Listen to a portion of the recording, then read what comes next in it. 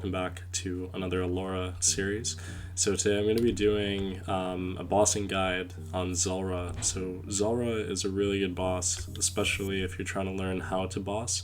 And on Alora, there's some really good drops. So if we go to the collection log, which is awesome, is another great reason why I love Alora, and we go to Zulrah, some great drops that you can get, and the best one is the Tanzanite Fang, which you can use to make the blowpipe, which is a very overpowered weapon. So besides that, Zulrah has 3 different phases, and I'm going to show you while I'm fighting the boss, that way you can really learn and look back. In terms of your gear, you want to be wearing range gear. Melee, it's not good. Magic, you could use a trident, but range gear I think is definitely the best. You want to use your best crossbow. You can use rune, to be honest, but it's very important to use Ruby Bolt E. This is going to make your kill count really quick. And another really important thing is you're going to need a ring of recoil. You don't need to put it on immediately, but I'm going to explain why. In terms of your potions, I use Sand Fuse and Anti-Venom because Zulrah will put Venom on you, and that can do a lot of damage and a range buff. So, from there, we're now going to go to the Teleport Wizard, and we're going to go to Zulrah. Love that Teleport Wizard. He's a great guy. Could be a she, who knows. So, one thing about Zulrah, it is instance, but if you do lose your items, you can get them back right here if you just trade the Priestess.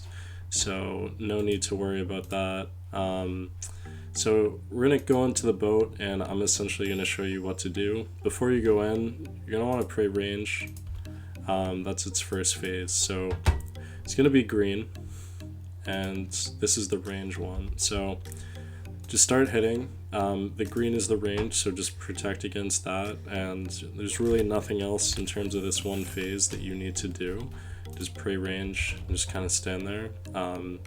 You're going to do a lot of damage anyways, so there's really not a big deal to worry about. So the next phase typically is melee. Melee is the red one, and the melee, same thing, you're going to pray melee. The only thing that you need to be careful of is it has this kind of stinger in the back, and if you don't move, it's going to hit you. So it's going to start doing this little spin thing, and you're just going to want to move out of the way. So I got hit there, and that's why you pray melee. But for the most part, see, if you don't move, it's gonna hit you. So this is good that you're watching this guide.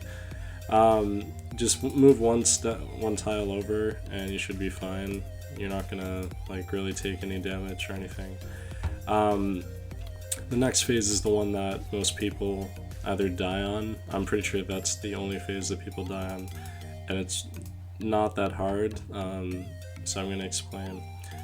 So same thing, just keep this up, just keep moving. It's already halfway down, which is good.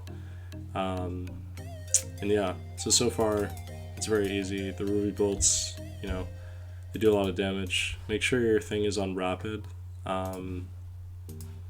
Just kills it a lot faster. You could blowpipe this, but I don't really recommend that you do that because it does take a long time. This is the Mage Phase. So Mage has 2 attack styles, both Mage and Range. The Range will do a lot of damage, obviously, if you're not praying.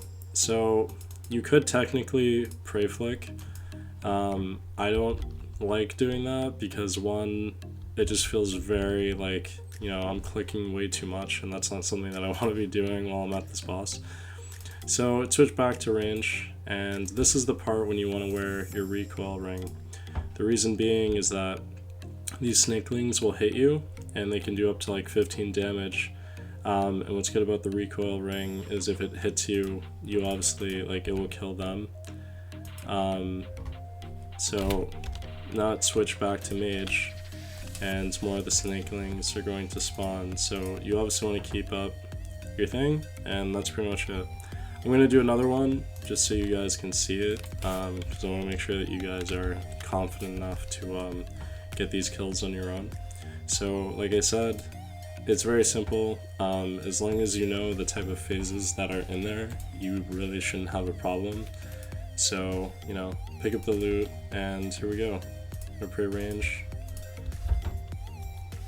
And I mean, I'm hitting like pretty much like constant like 20s, stuff like that, so there's no need to worry about that. Just make sure you keep up with your prayer, make sure that you drink a venom pot, and yeah, sometimes the mage will spawn instead of the melee, like you just hit 100 because the ruby bolt. So that's okay. Like I said, you just need to learn, like once you see what color, like that's what you pray. And I mean, you want to typically, like I zoom out so that I can see it, because if you're just zoomed in, like you're not gonna know what type it is. So if you can zoom out, that definitely helps you a lot. And the kill counts are pretty quick too, so this is why it's a great boss to fight, because one, like you get a ton of loot, especially if you're like an Iron Man or whatever you're doing, and also even if you're like a normal player, you get just a ton of loot. Like, you know, I got my blowpipe, I think, like on I think it was like less than like 50 kills or something. See, this is why you gotta eat. This is why I was telling you guys, like that's probably one of the most dangerous ones. So the melee is back, same thing. We're just gonna range and then move. You normally can do about like a hit or two if you time it right, but sometimes you just don't hit, so you just have to move anyways. And yeah, it's pretty simple. Just learn the routine, and you don't really have to worry too much about it.